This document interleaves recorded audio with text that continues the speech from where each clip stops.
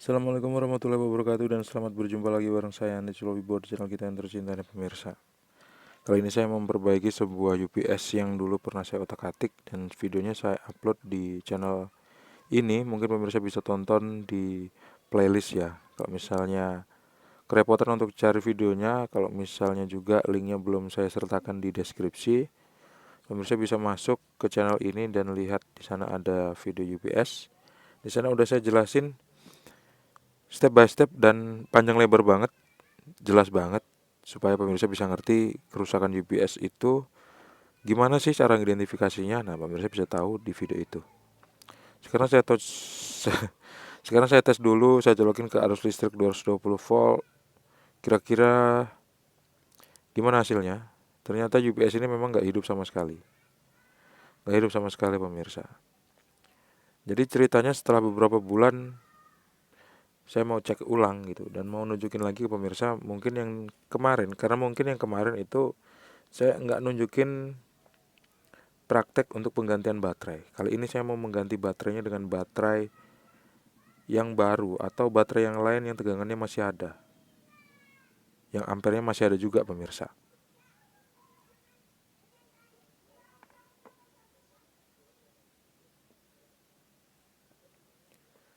Sebelum bongkar lebih jauh ya, yang pertama itu kita harus cek adalah sikringnya. Dan sikring dari UPS ini ternyata masih bagus banget. Saya harus pasang lagi.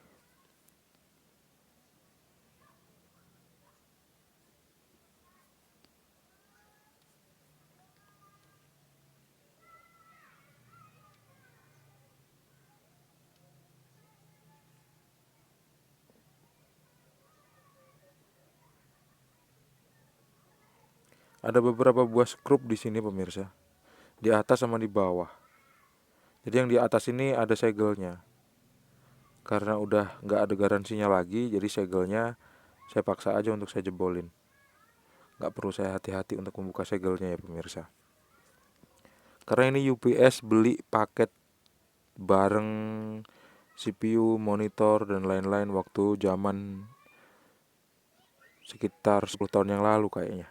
Kalau nggak 20 tahun yang lalu. Umurnya udah tua banget ini.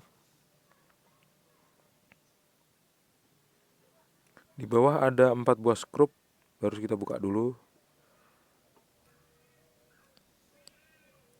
Saya mau cek langsung baterainya pemirsa. Baterainya itu masih ada tegangannya apa enggak. Mungkin di video yang sebelumnya juga udah saya sertakan itu untuk nunjukin ke pemirsa baterainya itu masih ada tegangannya apa enggak. Nah, sekarang saya tunjukin lebih detail lagi. Sama plus saya tunjukin memodifikasinya dengan baterai yang yang baru. Baterai second juga nggak apa-apa sih, asal baterainya masih bisa. Baterai dalam penjelasan saya ini artinya adalah aki pemirsa. Aki basah, aki kering pun boleh juga dipakai. Sebetulnya aki nggak ada yang kering, aki basah semua. Ini dia sudut positif dan sudut negatif baterainya. Saya ukur pakai skala DC volt dan saya akan mendapati tegangan sebesar 0,5 ampere. Ternyata tegangannya hanya 0,5 ampere. Jelas baterai ini rusak dan harus dicas ulang pemirsa. Pertanyaannya kenapa baterai ini sampai habis total? Mungkin kemarin waktu terakhir make lupa dicas, lupa dicolokin ke arus listrik 220 volt, atau memang baterainya memang udah habis limit. Karena habis limit akhirnya dia rusak. Karena rusak akhirnya dia habis limit. Kayak gitulah bolak-balik pemirsa. Karena semua perangkat elektronik itu biasanya memang ada limitnya. Ternyata tempat sekringnya juga rusak nih. Harus saya betulin dulu. Baiklah ya, setelah saya cek ternyata ada kerusakan pada sekring, pada rumah sekring. Rumah sekring itu rusak ya karena memang dia umurnya udah tua. Umurnya udah 20 tahun. Wajar lah kalau yang namanya plastik itu udah umur 20 tahun dia bakal retak pemirsa. Dan dia bakal cepat hancur. Udah 20 tahun, tua banget. Ini dia baterainya. Baterainya ini harus saya lepas. Baterai ini dilindungi oleh sabuk pengaman yang pakai plat itu. Plat warna putih itu harus saya lepas dulu supaya saya bisa ngelepas baterainya.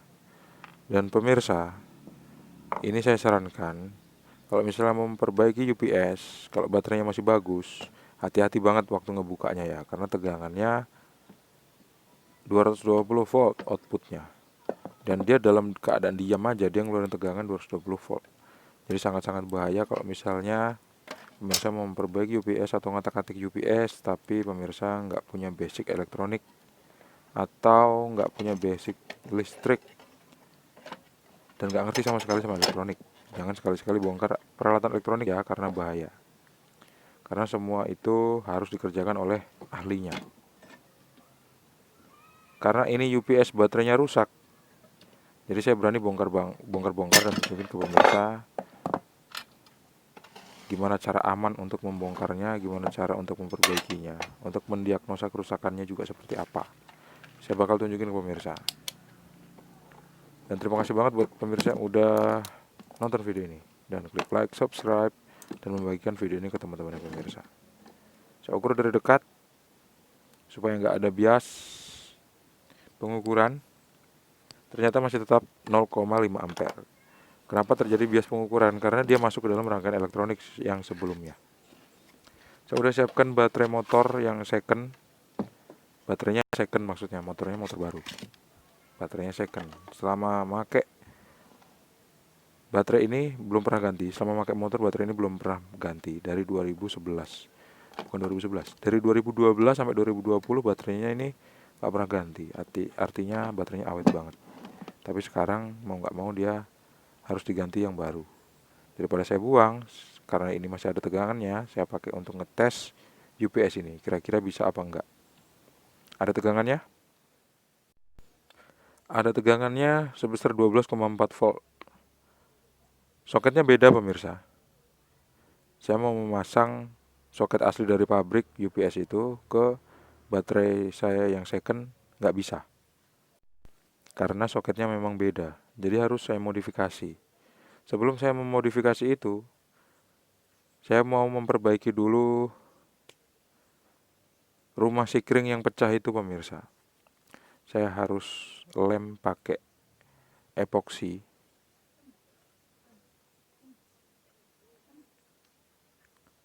Saya harus lem pakai epoksi yang lemnya warna putih sama hitam itu.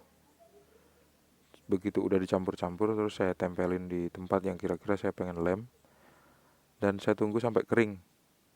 Kalau misalnya di tulisan keterangan pada lemnya sih 15 menit udah kering. Tapi menurut pengalaman saya, kalau nggak 4 hari, nggak bener-bener kering pemirsa. Jadi kalau nunggu 24 jam belum seberapa kering. Dia harus lama dulu baru bener-bener kering.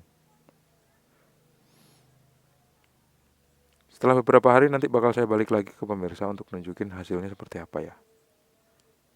Lama ya produksinya. Produksi videonya lama. Sampai berhari-hari. Karena nungguin lem kering aja nih. Sebetulnya kalau dilangsung bisa sih pemirsa, saya ganti rumah sikringnya atau saya ganti rumah sikringnya. Tapi daripada ganti rumah sikring, mending coba saya lem aja deh dulu. Nah, setelah beberapa hari, aki motor ini saya pasang di UPS dan saya udah memodifikasinya seperti ini pemirsa. Jadi tempat drat pada lubang drat female pada aki itu saya kasih kabel NYA, saya puter pakai tang, saya lilit, akhirnya dia nyambungnya bagus. Terus soketnya positif dan negatif untuk rangkaian itu tinggal saya colokin seperti ini. Ternyata bener pemirsa, UPS-nya hidup. Hidup. Tuh kan. Meskipun tegangan akinya 12,4 volt.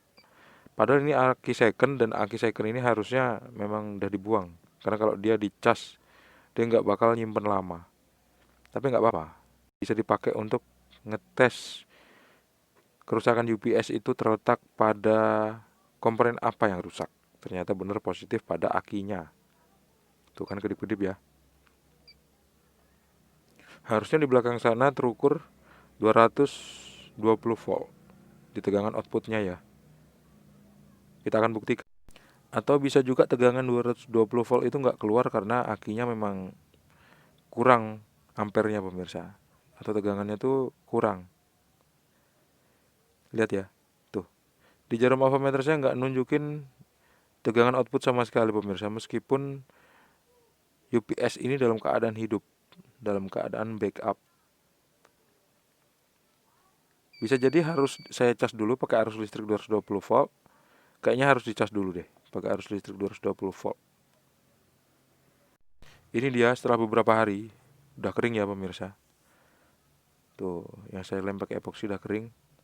Arus listrik 220 volt akhirnya bisa masuk ke dalam rangkaian ini. Jadi ceritanya gini. Aki ini kalau ngikutin standar dari pabrik pabrik yang memproduksi UPS ini, begitu akinya udah sampai 12,4 volt, dia harus dicas. Karena itu tandanya daya dari aki itu udah sangat-sangat habis. Nah, kebetulan pengganti aki yang saya gunakan ini tegangannya 12,4 volt. Artinya dia memang harus dicas ulang pemirsa. Tapi minimal kita udah tahu UPS-nya udah bisa hidup karena memang kerusakan UPS ini terletak pada akinya. Aki ini masih 12,4 volt. Dan dia sebetulnya masih bisa dipakai, cuman karena dia ngedrop cepat habis, jadi saya ganti aki yang baru untuk motor saya. Saya coba colokin ke arus listrik 220 volt, saya akan cas. Tuh, hidup ya. Dididit. Tuh, dia langsung ngecas pemirsa. Dan lampu indikator yang nyala ini adalah lampu indikator normal. Artinya mesinnya ini nggak ada yang error sama sekali. Tuh, lampu normalnya hidup, klip. Dan kalau misalnya saya cabut dari arus listrik 220 volt, nanti buzzernya akan bunyi pemirsa, seperti UPS yang lain. Artinya tegangan sumber itu nggak ada. Nih ya, tuh, saya matikan, saya hidupkan. Dia masih ngecas.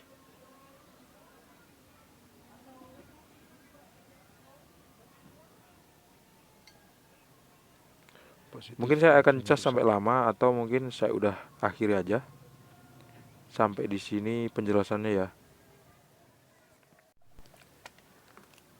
Coba sekarang, sebelum saya akhiri videonya pemirsa, saya tunjukin ke pemirsa tegangan output yang keluar berapa saat sambil saya cas. Tegangannya yang keluar adalah 0,2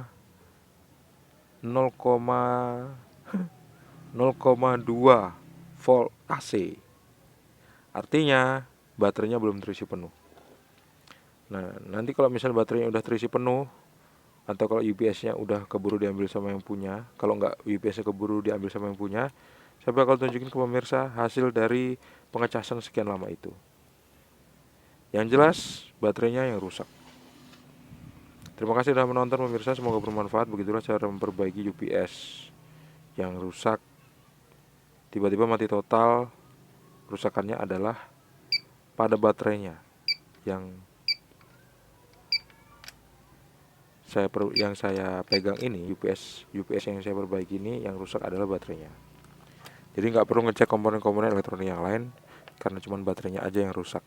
Baterainya harus diganti dengan yang baru dengan spesifikasi kalau bisa yang sama. Sampai jumpa di video selanjutnya. Terima kasih sudah menonton pemirsa. Jangan lupa untuk klik like, subscribe, dan membagikan video ini ke teman-teman pemirsa. Assalamualaikum warahmatullahi wabarakatuh. See you and bye-bye.